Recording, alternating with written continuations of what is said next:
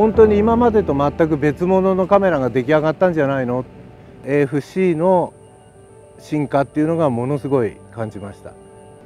これだけすごく進化したので、これほどまでに変わることができたのかっていう、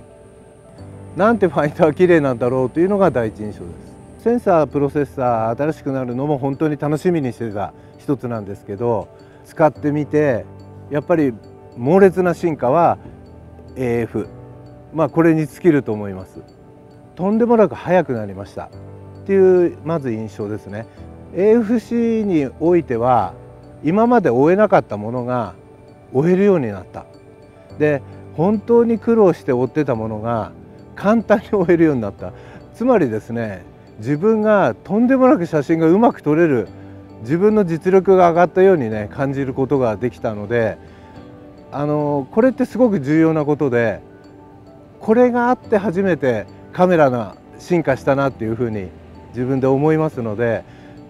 自分としてはこのカメラは素晴らしく扱いやすい AF になったなというふうに思います。被写体の検出いろいろある中で鳥モードで、見事なほど鳥に合いました。で、例えば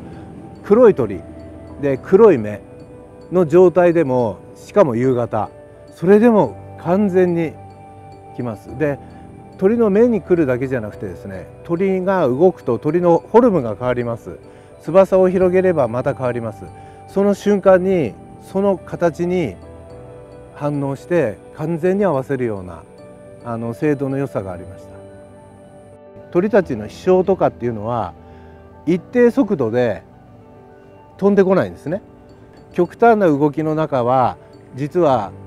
フォーカスさえ合えばシャッターが切れれば切れるほど有利になります。ギリギリ入ったっていう時に秒40コマがあると必ずその中でものにできるっていうことがあって、やはり後でデータ開いてみた時に40あって助かったなというようなことがありました。自分はもう何年も前から楽しみにしてたレンズなんですね。で、一体いつ出るだろういつ出るだろうとっていう楽しみで待ちに待ったレンズでした。このレンズ150-600は、まずインナーフォーカスですので重量バランスが変わらない。なので追って撮ったり止まっているものを一気に動かしたいで引いたりしたら、そういうことをする時に非常にバランス良かったっていうのと、マニュアルフォーカスが非常に一段ちょっと上に上がってるって太くなってるんですね。で、それによって指をちょっとかけただけで動かせるっていうところが使い勝手はすごく良かったです。この富士の X シリーズ本当に最初から使っているんですけど、魅力は色の安定感。自分で色って決めるものなんですけど、元がしっかりしてないと後がすごく大変なんですね。で、その安定感っていうのはすごくあるカメラだなということで、使い出したという感じです。今のこの自然環境っていうのがどんどん悪化はしてますけど、それが人間の生活環境に変わっているっていうだけなんですね。で、その生活環境の中で動物たちってやっぱりけなげには生きてますけど、すごく力強くも生きてるんです。で、その力強さの姿、それからその目ですね、生きる目、野生の目っていうのを意識しながら今回このカメラで撮ってみようというふうに思いました。